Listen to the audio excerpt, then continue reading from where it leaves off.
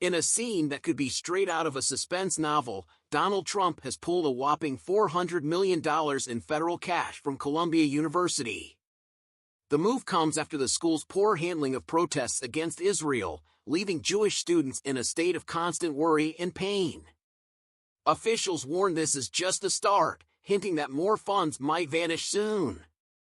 What twist lies ahead in this unfolding drama? Education Secretary Linda McMahon painted a vivid picture of the campus atmosphere since October 7th. She explained that instead of safe havens, Jewish students have been caught in a cycle of threats, fear, and disrespect. Colleges must follow the federal rules on discrimination to keep receiving these funds, she stressed, leaving many to wonder if silence might be the biggest danger of all. Could this be the wake-up call they so desperately need? Tensions reached a fever pitch when fresh uproar was seen at Barnard College, a place known for its lively debates. Trump fired off a strong message on social media, declaring that anyone stirring up trouble would face harsh penalties.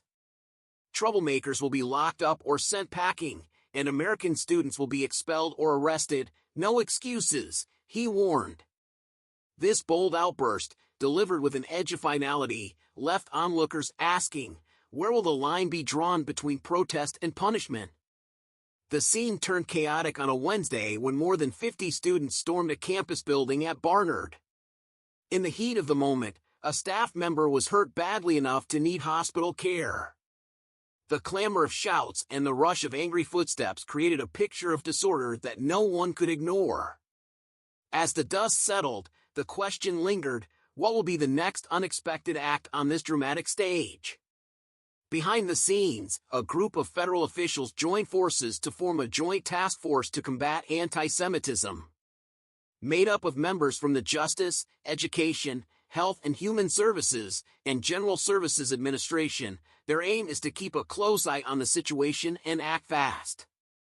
This team is determined not to miss any detail, making everyone wonder what secrets their investigation might soon reveal. Right in the heart of New York City, Columbia University now faces heavy criticism for abandoning its duty to protect its Jewish students. The task force even notified the acting president that a full review of the school's federal deals was coming, all while an ongoing civil rights probe loomed large. But Columbia's silence in response only deepens the mystery. Will they step up when it matters most?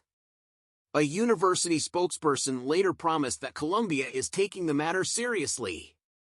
They pledged to work hand in hand with the federal government to get the funds back on track, and to fight anti-Semitism while keeping their students, teachers, and staff safe.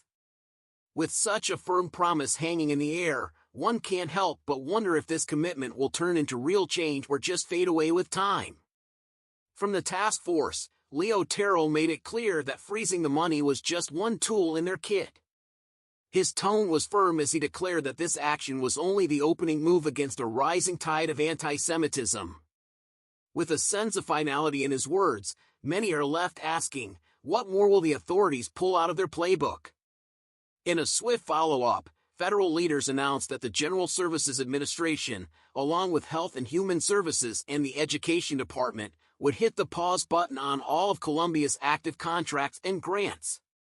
This meant the university lost its immediate access to federal funds, a clear sign that the government was not taking any chances.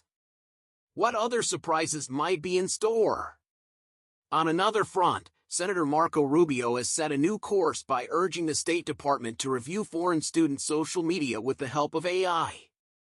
Dubbed the Catch and Revoke Plan, this effort is aimed at spotting any support for Hamas following the shock attack on Israel on October 7th.